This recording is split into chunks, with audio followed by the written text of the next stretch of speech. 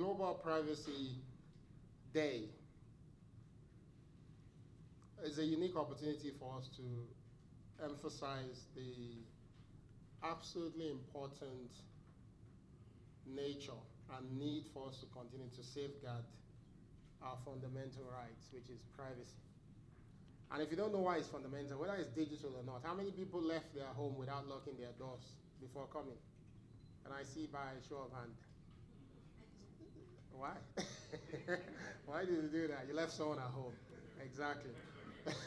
So if there's no someone to safeguard your home, you won't do that. So fundamentally, privacy is important to each and every one of us. But I think it's even more important today because we all enjoy the power of connectivity. Right? Is there anyone in the room without a mobile phone on them? There's probably a few of us with mobile phones that are not connected to the internet. Many of us probably were wearing smartwatches. I can see PNG is wearing one. And CEO Nightcom SAT as well. Which type is that one?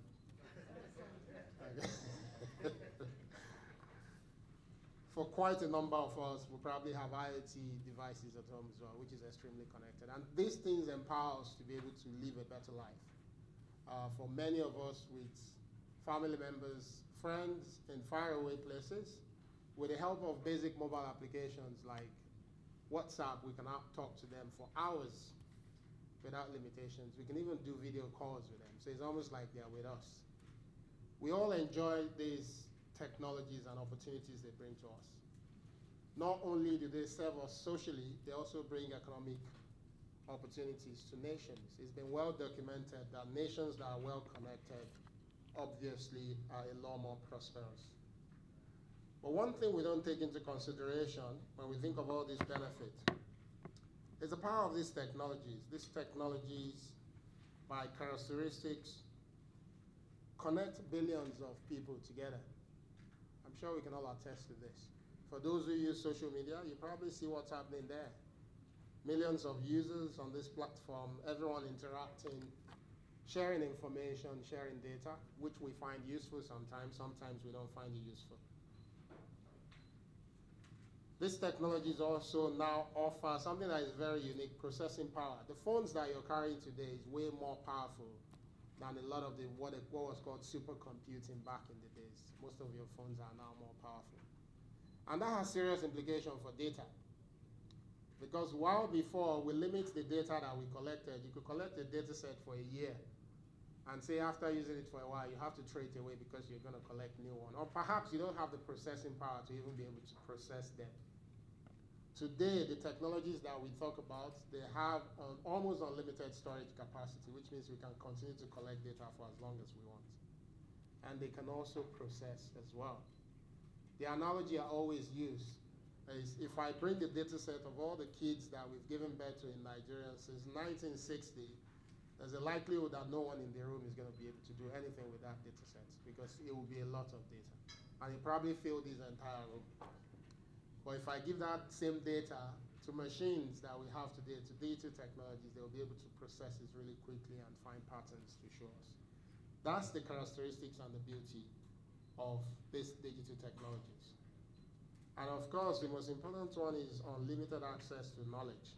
That used to be the case when we can just Google for whatever we don't know, but we need to know. But today, ChatGPT has changed the game. Not only can we find information and knowledge that people actually have, ChatGPT can summarize it and can give it to us. Which means we now enjoy that opportunity to make sense out of significance. You can see how important it is. It is an opportunity. It is not something that we dislike. And it is why when I talk about the issue of privacy, I like to always talk about it not just from the legal perspective, because as government, it's easy for us to approach it from a legal perspective. Of course, legal is important. Privacy is literally the cornerstone of human dignity, if you think about it, and also autonomy as well.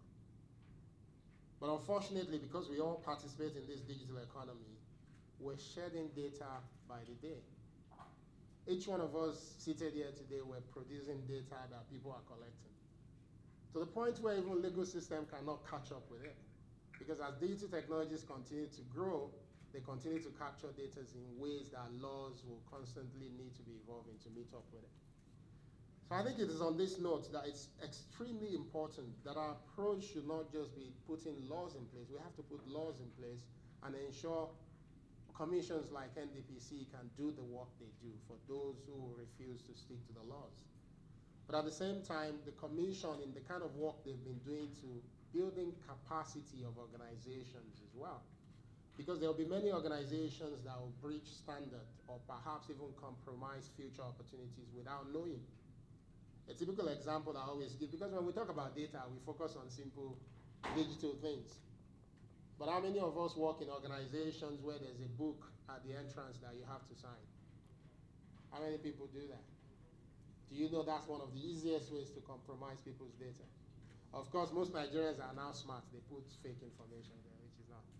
But it doesn't serve the purpose for why it's been put in place in the first place. But there's still people who don't know, but they put their accurate information.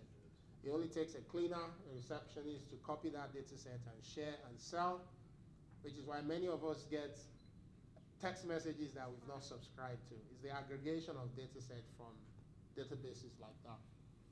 Things like that will become our collective responsibilities. As individuals, as users, we need to understand that if we consider data to be about human dignity and autonomy, that we all must come together. And it is why, as government today, we're not just looking at this from NDPC perspective only.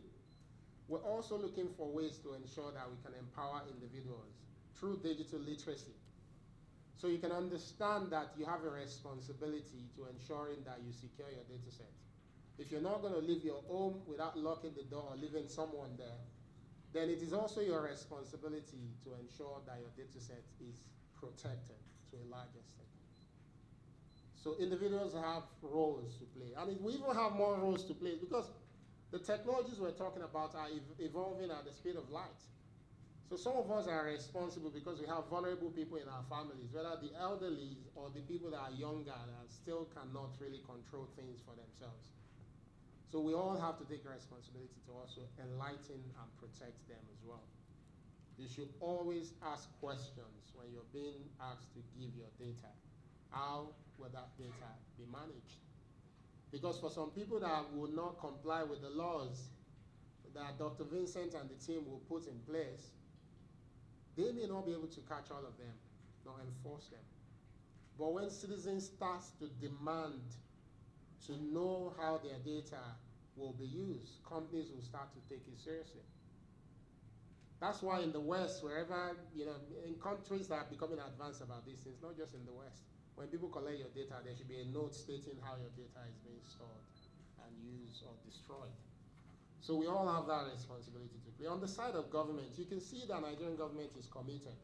The work that Dr. Vincent is doing, which has been supported by the leadership of the National Assembly for this to now be a reality, is one of the forefront responsible government demonstrations that we've seen on the African continent.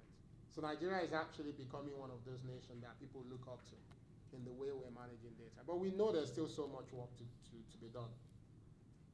So beyond just policy and regulation, I've been talking to Mr. Vincent about this severally, that government also has the responsibility to mainstream good understanding. Not only do we need to create knowledge pool of people that will support companies, we need to continue to enlighten our people. We need to continue to invest in innovative ways to protect data as well.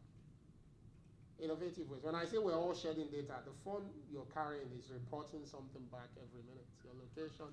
That's why for those of you who if you use Google, right, you use it very regularly. When you get into your car, it will tell you you're going to get to the office in 15 minutes. Mine is not done that in Nigeria, but if you live abroad, that's the normal thing that Google tracks. Because you know what is going on there? Machines can map the pattern of your movements to the point where after 6 months, it can take a very nearly accurate guess of what you're going to be doing and where you're going. So human patterns are pretty limited. We think we're smart, but it's pretty limited. The things you do is pretty limited. It's almost the same thing over and over again. But machine is able to collect that data and also use it that way. You see, that's why you cannot wait for government to come and police it. It's not going to be sufficient. And I feel like this week, is to highlight what we should all be doing, not just talk about what government is doing. Government is going to continue to do it. You can check my strategic blueprint. You can look at the work of NIDA. There's so much that is going to happen over the next year, beyond just the commission. Focus on enlightenment, digital literacy.